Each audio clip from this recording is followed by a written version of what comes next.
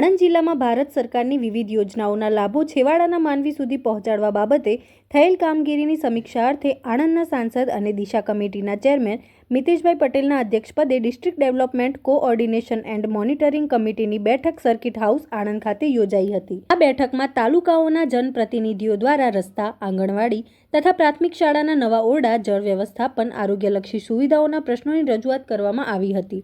સાંસદ અને દિશા કમિટીના ચેરમેન મિતેશભાઈ પટેલે તાલુકાના જનપ્રતિનિધિઓ દ્વારા પૂછવામાં આવેલ વિકાસલક્ષી પ્રશ્નોનો હકારાત્મક ઉકેલ લાવવા જરૂરી સૂચનો કર્યા હતા। આ ઉપરાંત સાંસદે ભારત સરકારની વિવિધ યોજનાઓના લાભો આણંદ જિલ્લામાં છેવાડાના નાગરિકો સુધી પહોંચાડવાના પ્રયાસો કરવા અનુરોધ કર્યો હતો। મિતેશભાઈ પટેલે વિધવા સહાય યોજનાની રકમ લાભાર્થીઓને સમયસર મળે તે જોવા પણ અનુરોધ કર્યો હતો। આ ઉપરાંત ભારત સરકાર દ્વારા 70 વર્ષથી વધુના લોકો માટે અમલમાં મૂકવામાં આવેલ વયવંદના યોજનાના કાર્ડની કામગીરી આણંદ જિલ્લામાં 100% પૂર્ણ થાય તે જોવા માટે પણ જણાવ્યું હતું।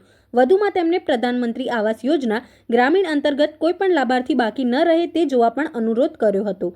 જિલ્લા ગ્રામ વિકાસ એજન્સીના નિયામક જેવી દેસાઈએ દિશા બેઠકનું સંચાલન કર્યું હતું।